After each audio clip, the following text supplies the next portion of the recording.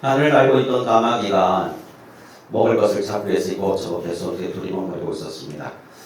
근데 어느 집 창가에 보니까 치즈 한 덩이가 창가에 이렇게 놓여 있는 거죠. 그래서 까마귀가 조심스럽게 그 치즈를 향해서 날아가서 그 치즈를 낚아챘습니다. 그 고소한 치즈를 보니까 이제 나눠 먹고 싶은 마음이 없어진 거예요. 그래서 내가 혼자서 이 치즈를 다 먹어버릴 거야 해서 숲속 깊은 곳으로 이제 날아 들어갔습니다. 그리고 높은 나무에 올라서 혼자서 이제 먹으려고 준비를 딱 하고 있는데 나무 밑에서 소리가 하나 들렸어요. 까마귀님 하는 소리가 들렸어요. 그 소리를 진원지를 보니까 여우가 밑에서 까마귀를 향해서 눈을 마주치고 있었던 거죠. 왜 그러는지 알고 있었기 때문에 까마귀는 이제 그 시선을 피하고 신경 쓰지 않으려고 했어요. 그런데 그 밑에 있던 여우가 계속해서 자기 할 말만 계속하고 있는 거죠. 까마귀님은 어쩜 그렇게 깃털이 멋질 수가 있습니까? 칭찬을 하는 소리가 들려왔습니다. 살짝 귀가 기울여졌습니다. 숲속에 가장 아름다운 새가 있다면 바로 당신입니다. 게다가 목소리까지 아름답다고 들었습니다. 지금 노래를 들을 수 없어서 너무 아쉬운 것 같아요. 숲속의 모든 동물들도 까마귀님의 노래를 기다리고 있는데 한번 불러주실 수 없습니까? 계속 칭찬과 더불어 마지막에 이런 부탁을 하나 했습니다. 그때 까마귀가 그런 생각이 들었어요. 노래 한번 불러주는 거 뭐 대단하다고. 그래, 난 원래 멋진 까마귀야 하고 있었는데 갑자기 이제 자신을 드러내고 싶은 마음을 이기지 못해서 크게 노래를 불렀습니다. 그 순간 여러분이 알다시피 까마귀가 입에 물고 있던 치즈는 땅에 떨어졌고 여우는 그것을 낚아채서 갔다고 합니다. 어리석은 까마귀라는 동화책이죠. 오늘 성경을 에스더라는 성경을 봤는데 여기서 이제 굉장히 어리석은 사람들이 좀 나옵니다. 첫 번째 어리석은 사람은 아하수에로 왕이라는 사람입니다. 그는 정복자이고 위대한 왕이었습니다. 근데 그에게는 좀 치명적인 약점이 하나 있었습니다. 술이라는 약점입니다. 에스더 1장을 보면 이제 그가 170여일 동안 잔치를 벌여요. 끊임없이 이제 술에 미쳐 있는 사람이죠. 그렇게 잔치를 벌이는데 그러다 이제 또 특별히 이제 귀족들과 함께 또 그런 시간을 가집니다. 그때 이제 내 아내가 얼마나 아름다운지 자랑하고 싶어가지고 그 술자리에다가 이제 아내를 왕후였던 와스디라는 왕후를 불러드립니다. 근데 왕후가 이제 자존심이 상하죠. 나를 왜 이런 자리에다가. 그래서 왕후 와스디가 거절해요. 그럴 수도 있는 일이잖아요. 그런데 이 일 때문에 그 왕후의 와스디가 이제 왕후의 자리에서 내려와야만 하는 상황이 되어버렸습니다. 나중에 이제 에스더 2장에 이르게 되면 그 부분에서 이제 그 아수르의 왕이 분노가 사그러들 때쯤 이제 그때 생각하는 장면이 나옵니다. 그 말은 뭐냐? 후회를 하고 있다는 거예요. 내가 왜 그랬을까? 그 술에 미쳐가지고 또 주변 사람들이 말을 하는 것에 이제 현혹이 되어서 왕후를 폐위시킨 거예요. 대단한 일도 아니에요. 그것 때문에, 고작 그것 때문에. 근데 그의 치명적인 약점이 바로 이 술이라는 약점. 오늘 또 에스더서에 계속 나오는 인물이 한 명 더 있는데 하만이라는 인물이 나옵니다. 이 사람은 뭔가 이렇게 인정받는 욕구가 굉장히 강한 사람이었던 것 같습니다.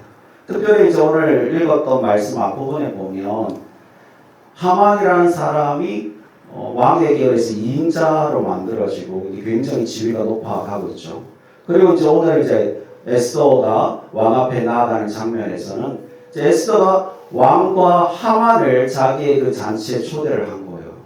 얼마나 기분이 좋은지 하늘을 날아갈 듯한 그 기분을 가지고 집으로 가는 길에 보니까 모르드게라는 유대인이 앉아 있는데 걔는 인사도 안 하는 거예요. 자존심이 상해가지고 걔를 이제 장대를 높게 세워서 거기다 걸어서 죽이겠다라는 그런 결정을 내립니다. 아하수에로 왕과 하만 두 사람을 이야기했는데 이 두 사람의 치명적인 약점, 공통적인 약점이 또 하나가 있습니다. 주변 사람들의 말을 너무 쉽게 믿는다는 거죠. 아하수에로 왕이 큰 실수를 저질렀어요. 근데 왕후가 거절했어요. 그 기분 나쁠 수 있어요. 그런데 주변 사람들이 만약에 이렇게 되면 전국 나라의 아내들이 남편을 무시하는 나라가 될 겁니다. 용납해서는 안 됩니다라는 말을 해요. 그래서 정말 왕후를 폐위시켜버려요. 아니 고작 그거 가지고 그 말에 현혹해서 넘어간 거예요. 하만 또한 마찬가지예요. 모르드게가 인사를 안 한다는 것 때문에 기분이 나빠가지고 집에 와서 씩씩거리고 있으니까 그의 아내와 동료들이 가만두지 마라. 높은 장대 세워 죽여버려라. 죽이자. 그래 죽이자 해서 하는 거예요. 어떻게 보면 큰 일이 아닌 걸로부터 시작이 된 것 같아요. 제가 제 자신을 한번 돌아봐도 제가 이제 크게 넘어지거나 뭐 그럴 때 가만히 돌아보면 큰 시험 때문에 넘어지는 건 별로 없는 것 같아요.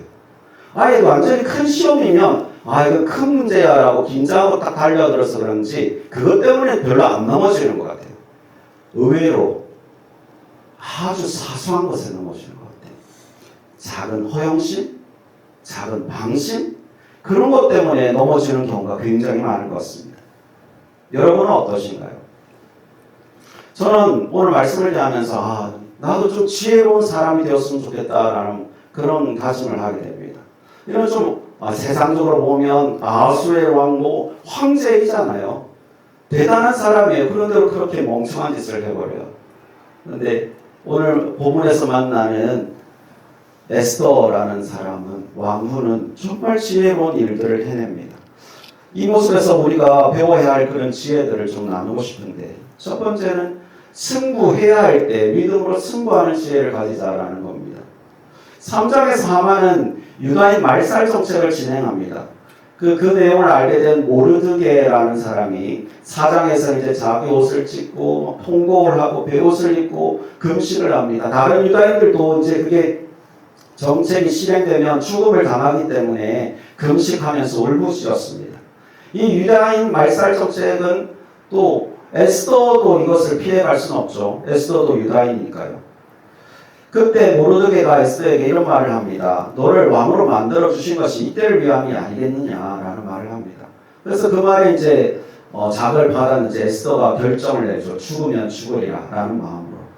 당시에는 황제에게 함부로 나갈 수 없었던 시대인데 죽음을 각오하고 황제 앞으로 나아가겠다는 결정을 내린 겁니다. 당시 황제는 신적인 존재였습니다. 그래서 신적인 존재 앞에서 함부로 나갈 수 없었던 거예요. 그런데 오늘 본문에 보면 조금 더 특별한 게 하나가 더 있는데 1절을 보시면 어전 맞은편에 선이라고 되어 있어요. 그리고 2절에 에스더가 서 있는 것을 왕이 뜰에 서 있는 것을 왕이 보았다라고 말하고 있습니다. 이것은 에스더가 죽음을 각오하고 왕 앞으로 갔다라는 의미와 더불어서 왕 앞에서 서 있는 행동, 죽음을 각오하고 있는 행동을 하고 있는 거예요. 앞서도 말씀드렸지만 황제는 당시의 신적인 존재였습니다. 그런 신적인 존재 앞에서 감히 서 있어서는 안 되는 거예요. 왕이 허락해야만 일어설 수 있거나 뭐 어떻게 다른 행동을 할 수 있는 거죠. 그런데 에스더는 이미 그 앞에 서가지고 있는 것이었습니다. 그런데 더 놀라운 것은 무엇일까요? 하나님께서 그 놀라운 일을 행하셨는데 왕의 마음을 돌이켜서서 금규를 내밀게 하시고 지휘봉과 같은 거겠죠. 내밀게 하셔서 왕 에스더의 잘못을 다 용납해 주었습니다. 처음부터 에스더서라는 이 성경을 읽어보면 정말 우연들이 겹칩니다. 정말 이해할 수 없는 일 때문에 왕후 와스디가 폐위되고 그 폐위가 되었어요. 그러면 그 당시에 이제 이 페르시아 제국 같으면 그 위에 귀족들이 얼마나 많겠습니까? 그런 사람들 중에 왕후를 채택하는 것이 정상적일 게 아닐까요? 그런데 이상해요. 그때는 전국 모든 여성들에게 기회를 줍니다. 지위, 부하가 상관없습니다. 그래서 에스더가 후보가 되고 또 그래서 에스더가 왕후가 됩니다. 모든 것들이 사건들이 겹쳐집니다. 이것은 너무 치밀해서 이것을 우연이라고 말할 수가 없는 거예요. 에스더서라는 이 성경에는 하나님이라는 단어가 나오지 않습니다. 하나님의 말씀이 이렇게 직접적인 언급이 안 나와요. 그런데 우리는 이렇게 고백할 수밖에 없어요. 하나님이 역사하고 계시는구나. 이건 하나님의 섭리가 아니고서는 설명할 수 없다. 라고 고백하게 된다는 것입니다. 우리 주변에도 이런 간증을 가진 분들이 많이 있습니다. 상식을 초월하는 일들을 경험하시는 분들의 간증을 들으면 와 진짜 어떻게 이렇게 하셨지? 얼마 전에 이제 신방을 한 분 집사님 댁을 집사님한테 신방을 했는데 지난달에 신방을 했을 때는 이제 집을 팔아야만 하는 상황이었어요. 문제가 생겨서 그걸 팔아서 이걸 해결해야 되는 상황이었어요. 근데 뭐 그때는 매매가 별로 이루어지지도 않고 언제 팔릴지도 모르고 아무튼 그 예배를 드린 다음에 집을 아무래도 내놓아야겠다라고 말씀을 하시더라고요. 그래서 그 이야기를 듣고 그 한 달 지나서 다시 그곳을 신방을 했는데 집이 팔렸대요. 그리고 이사할 것도 다 계약을 했대요. 그리고 이사갈 곳이 리테일을 해야 되는데 4월 달에 입주를 하는데 이 집 매매를 할 때 이게 사신 분이 그때까지 살아도 된다고 했대요. 그러니까 그 리테일가 다 될 까지 지금 집에서 살면서 그때 가면 되고. 그리고 더 놀라운 것은 정부 정책이 발표되기 바로 전에 매매가 이루어졌다는 거. 무슨 말인지 알아요, 여러분? 최고가에 팔았어요.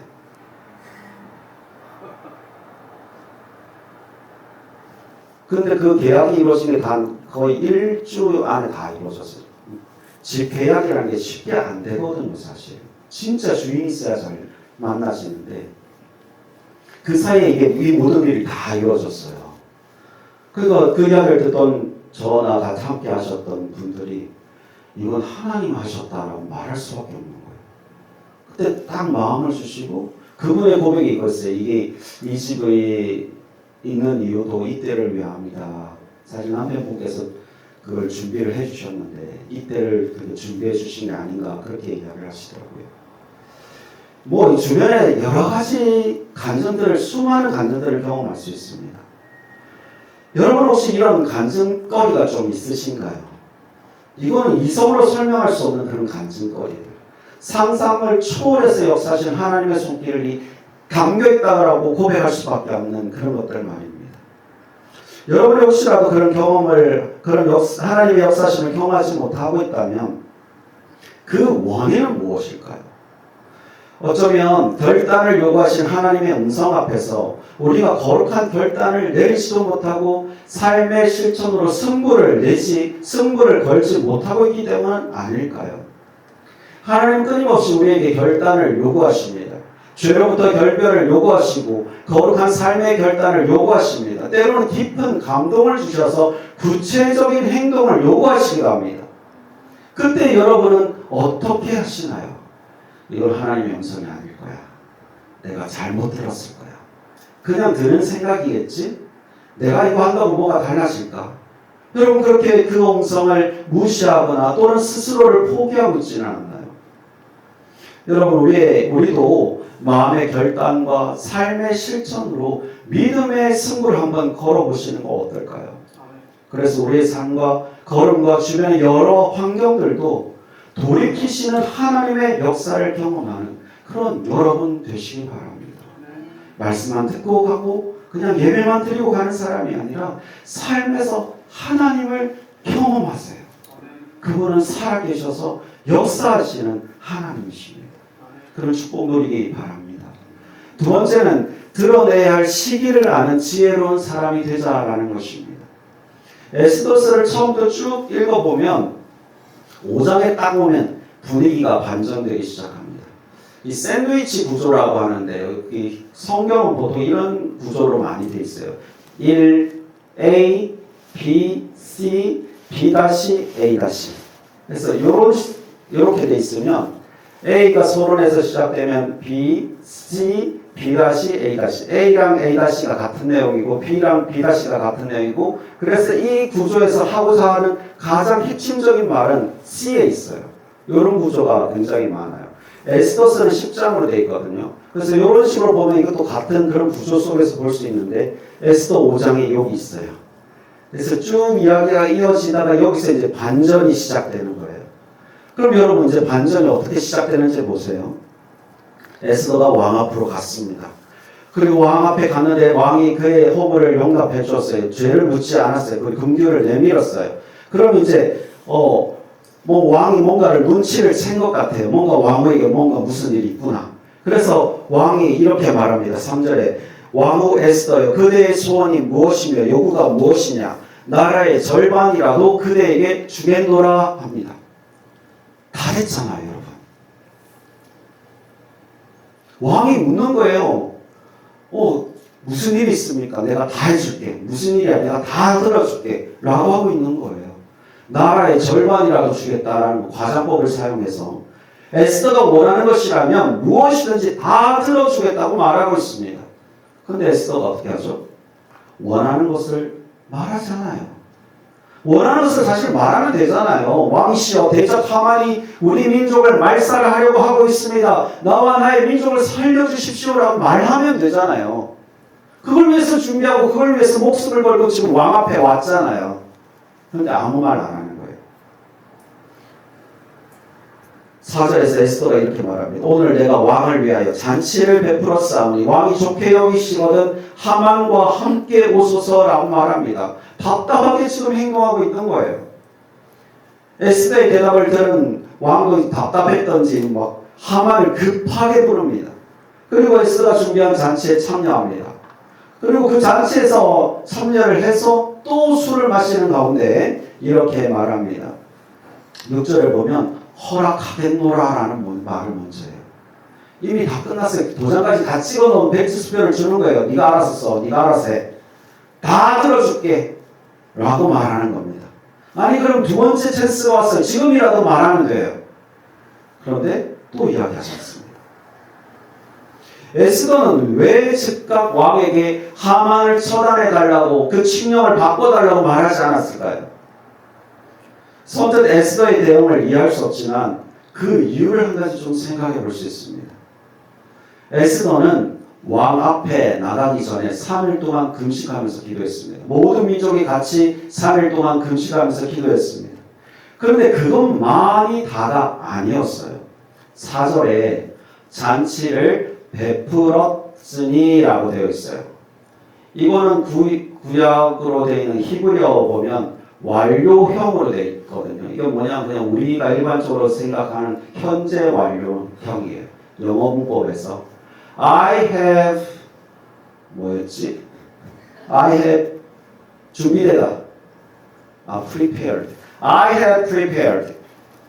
준비를 시작해서 이미 준비를 딱 끝낸 상태인 거예요. 다 준비가 끝났다는 거예요. 그게 뭐예요? 기도만 한 게 아닌 거예요. 기도를 하면서 금식 기도를 하면서 이 왕을 대접할 왕을 맞이할 준비 잔치 준비까지 다 끝내놓은 것입니다.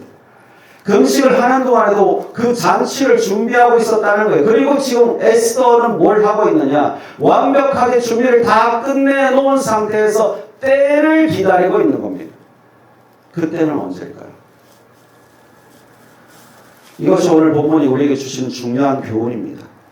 에스더는 자신이 할 수 있는 최선의 준비를 다 하면서도 하나님을 앞서가지 않았다는 것입니다. 하나님의 때를 기다렸던 거예요. 여러분의 인생은 그렇게 길다고 할 수도 있겠죠. 네.